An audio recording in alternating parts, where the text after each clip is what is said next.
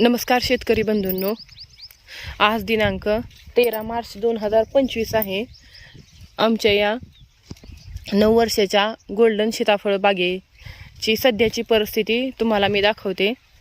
तर अशा प्रकारे 70% पाला गळलेला आहे व पिवळा देखील खूप पडलेला आहे.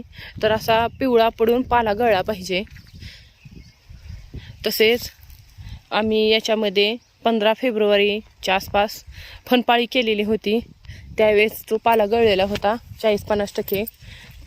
तो याच्यामध्ये गाडला गेलेला आहे व 100% पाला गळल्यानंतर एकदा याच्यामध्ये रोटर मारायचा आहे, जेणेकरून जो पडलेला पाला आहे तो याच्यामध्ये गाडला जाईल. तर यावर्षीचे नियोजन कशा प्रकारे करणार आहे त्याचं वेळोवेळी आपल्याला व्हिडिओ पाठवण्यात येईल. छाटणी कधी करणार आहे, कधी पाणी चालू करणार आहे व ह्या वर्षी पावसाची कंडिशन कशी राहील त्यानुसार निर्णय ठरवला जाईल.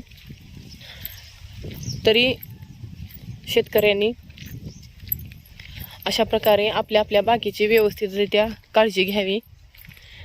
सनबर्निंग जास्त होत असेल तर खोडाला काव पेस्ट लावून घ्यावी, जेणेकरून खोडाला थंडावा मिळेल व खोडकिडीचा प्रादुर्भाव देखील होणार नाही.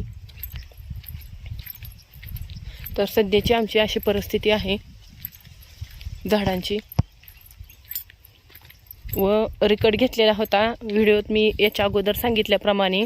तर त्याच्या काड्या आपण पाहू शकता अशा प्रकारे तयार झालेल्या आहेत.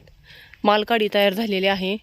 याची खूप हाईट गेली होती, 15 फुटापर्यंत याची हाईट गेलेली होती.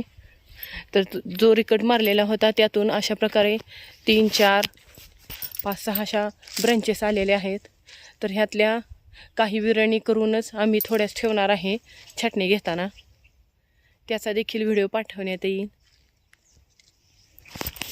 तर अशा प्रकारे आमच्या या गोल्डन सीताफळ बागेची सध्याची परिस्थिती आहे.